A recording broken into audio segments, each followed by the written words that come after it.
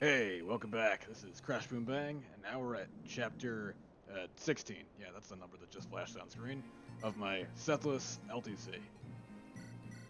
We're finally going to be in the home stretch where the maps start going a lot quicker. Since now we have warp, and there's a lot more just plain old easy seas maps and boss kill maps that we can really start blazing through. I just gave the goddess icon to Joshua for basically no reason. I honestly should have given it to him before Chapter 15, because then he wouldn't need that Natasha support to have no displayed crit from Kalik. But I wanted the support to be useful. Vanessa, unsurprisingly, got the boots. Anyway, while we do have Warp, and one very high Warper with Saleh, high magic Warper with Saleh that is, this is still a pretty involved clear, since Saleh alone can't get us to the throne. First, we need Mulder with his trusty 5 range warp, the minimum range possible, to get Vanessa over that wall. Now we need to somehow get the warp into Saleh's hands and make him warp Vanessa up, all in the same turn. I have Joshua use a Pure Water there before getting rescued in preparation for his part to play on this map. Now Franz, helping with the warp staff movement, will take the warp from Mulder and put it into the convoy on Eirika, since convoy access is a free action. Then Eirika will take the warp out of the convoy and give it to Saleh so that she can do her warp, so that he can do his warping on this turn. You also notice that we have a new unit in our party, Myr. She is a Maneki, and I really like her. She has extremely high growths and really fast experience gain. Her bases are a little low, but her Dragonstone is very strong and effective against all monsters and makes her deceptively bulky, even though her base HP is pretty low.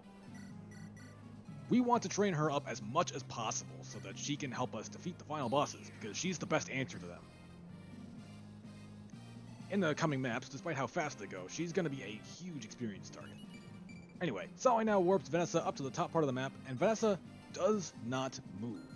See, there's an invisible line in the middle of this map, such that if any unit ends their turn above that line, which is where Vanessa is, it will cause the AI of a bunch of enemies to change, and it'll cause a bunch of reinforcements to spawn. We don't want that right now. So Vanessa is just going to get warped to that spot, kill that armor, kill this armor as well, bait down some heroes, and basically just try not to die. The enemies on this top part of the map are actually pretty strong. Those heroes are not anything to scoff at. They got silver weapons, they have good stats, they hurt. And those sages, those things are level 10, and they have siege tomes and like L-fires that they hurt a lot. More than you might think, hence why we barriered up Joshua earlier. Did I barrier Vanessa too? I might have, but whatever. You can rewind the video. I'm not rewinding it right now. But yeah, Vanessa doesn't even double these guys, although she is using the heavy spear because of knights. But yeah, they deal significant damage to her. Thankfully, because she did not end her turn, this means that the sages won't actually use their siege tomes, so she is safe from them for this turn. Anyway, that's turn 1 out of the way. Now Vanessa, with her nice clean 10 movement that she just got, will walk all the way up to Orson and park right in front of him with a Horse Slayer. Orson is a big pain in the ass. He has really high stats, he's pretty fast, and he's on a throne, so he's really hard to hit. He has both I think he's got a spear and a silver sword, but he'll prefer to use the spear, of course, rather than being at weapon triangle disadvantage. Vanessa's hit rates on him are pretty shaky, and while I could totally just rig her to hit 4 times, I'd rather have some insurance, and that's where Joshua comes in. Joshua is going to be warped up there to help out with some boss killing, and also just keeping Vanessa safe by baiting away some enemies and killing one of the sages. Conventional wisdom might tell you that it would make more sense to warp Garrick up there, because, oh, he has Garm access. He would have weapon triangle advantage on Orson. Wouldn't that be better? Well, his hit rate is still not great, whereas Joshua can use his Lance Reaver to have really great accuracy. Alternatively, he can just use Alhuma to also hit really hard with similar and slightly better accuracy than Garm would have. Those thrones mean business, man. But in particular, Joshua being up there will bait away this one Silver Axe hero who did not move on turn 1. This way, he won't attack Vanessa, because, her survivability is not the greatest. Joshua does want to dodge either the Purge guy on the left or the Silver Axe hero, but he has a reasonably good chance to do that. At least one of them. Now, the guy on the left, that sage there, he does actually drop his Purge if you manage to kill him before he uses it. And in some strategies for Chapter 18, you can actually fork-turn that map if you get this purge and do some other very specific things. I am not going to be fork-turning that map, so I don't need this purge. I still could have gotten the purge during this map if I went for a less reliable Orson kill, but I'd rather just take the reliable kill and not worry about it. Because Vanessa would have been one tile left and have to enemy phase Orson with like a javelin or a spear or something, and yeah. But you can see with the Horse Slayer, her damage is respectable, but her accuracy is not. And unfortunately, there's also this asshole over here with the physic. He doesn't heal very much, at least.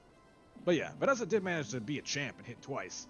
And she's actually, well, if she hits 2 more times, then she will kill Orson without Joshua even needing to step in. Spoiler alert, Vanessa's gonna hit him 2 times and kill him without Joshua's help. So Joshua being up here really didn't need to happen, but I like him being up there for the contingency plan. And also get some more experience, because I like padding out his levels for no reason.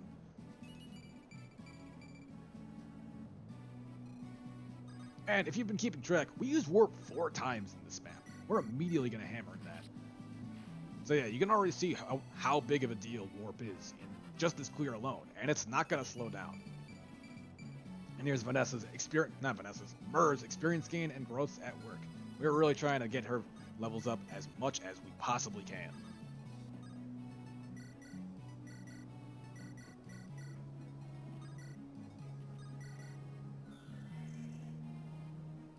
There are also a bunch of like chests and rewards in this map. We're obviously going to ignore them. They don't have anything particularly important for us. At this point, all we really care about is experience. Thankfully, while Mer doesn't even double these shamans, she does one-shot them. Her Dragonstone is really strong, and it gives her a big strength buff too.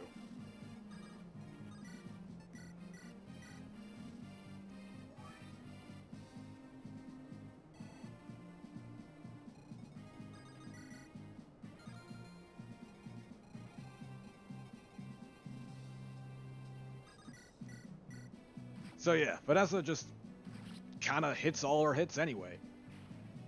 I guess she really didn't want to share the glory with Joshua, but that's okay. He'll get more to do. Joshua does kill this asshole though. He may not drop the purge, but he still deserves to die.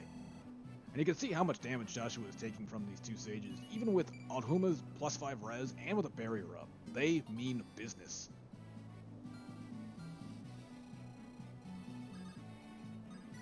With the map over, now Eirika and Ephraim will get their new personal weapons and be able to promote. On promotion, they both become 7-move horse units, and their new bonus super weapons will basically just one-shot any monster you throw them at. Ephraim won't be really doing anything at all, but Eirika, since she's forced, will help out a little bit. And hey, she got pretty high level overall, all things considered. That's higher level than she'd get with Seth being around and doing all the work. So yeah, good on her. I'm glad she was able to contribute a lot to this run. Makes sense when there's no Seth to do all the work in the early game. Everyone's got to chip in, her included. Ephraim, on the other hand, he's here too.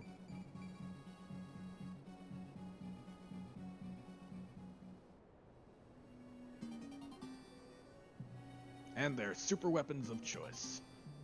That's all for now. See you next time.